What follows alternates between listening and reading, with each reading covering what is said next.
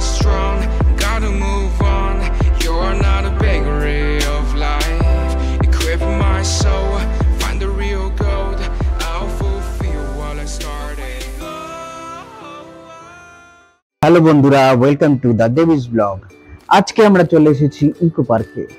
Eco পার্কের একটা evening এ তার সৌন্দর্য কতটা, সেটাই আমরা আজকে আপনাদেরকে আমাদের ভিডিওর মাধ্যমে তুলে ধরব। ইকো পার্কে ঘুরু ঘুরু করতে মাম্মামকে নিয়ে। মাম্মাম হেভি হ্যাপি। সকালে বা বিকেলের দিকে ইকো পার্ক যতটা সুন্দর লাগে, ইভিনিং এও খুব একটা খারাপ লাগে না।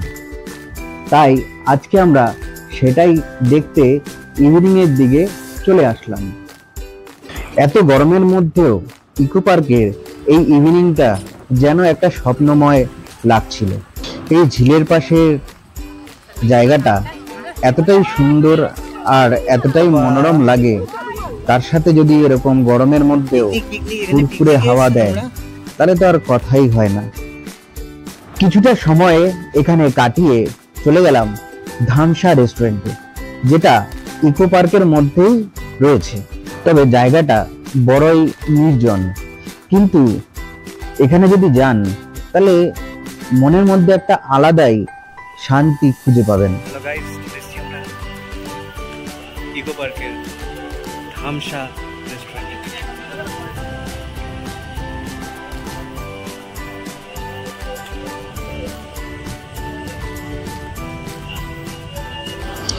এবার রেস্টুরেন্টের গেট দিয়ে হেঁটে হেঁটে আমরা একটুখানি চারপাশটা দেখে নিই।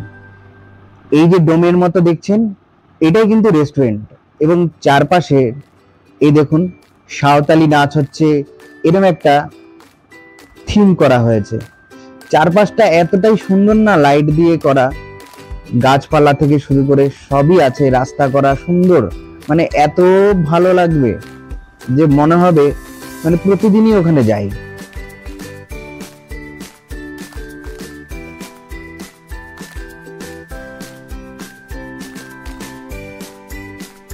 এবার ধামসা রেস্টুরেন্টের মূল আকর্ষণ রেস্টুরেন্টের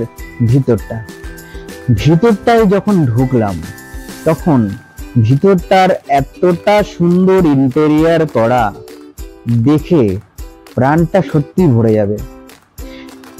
এবং যে এসি গুলো লাগানো হয়েছে সেগুলোও দেখুন কত সুন্দরভাবে ডিজাইন করা।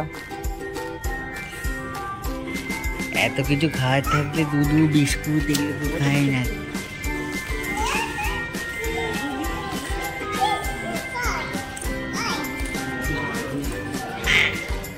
আমরা কিন্তু একা যাইনি, আমার সাথে আমার ওয়াইফ প্রিয়া, আমার মেয়ে, আর আমার বন্ধু বিপ্লব, ওর ওয়াইফ সুস্মিতা এবং ওর মেয়ে গিয়েছিল।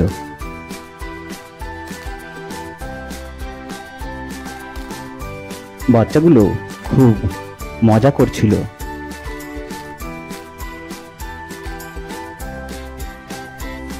আমরা একটা করে বাম্বু বিরিয়ানি অর্ডার করেছিলাম, যেটা ওখানকার স্পেশালিটি। বিরিয়ানিটা এলে ওখানকার যিনি ওয়েটার দাদা আছেন উনি আমাদেরকে সার্ভ করে দিলেন। বাম্বু বিরিয়ানি এর আগে কখনো খাইনি, তো বাম্বু বিরিয়ানি খেয়ে আমার মোটামুটি ভালোই লেগেছে। তবে যে পরিমাণ দাম ওরা নিচ্ছে সে তার থেকে কোয়ান্টিটিটা অনেকটাই কম, মানে একজনেরও ঠিকঠাক পেট ভরবে না। তবে আমরা সেদিনকে সেরকমভাবে কিছু প্ল্যান করে যাইনি, তো আমরা অল্প করেই নিয়েছিলাম, কারণ কিরকম হবে তা জানি না, তাই একটা করেই নিলাম। খেতে মোটামুটি ভালোই লেগেছিল।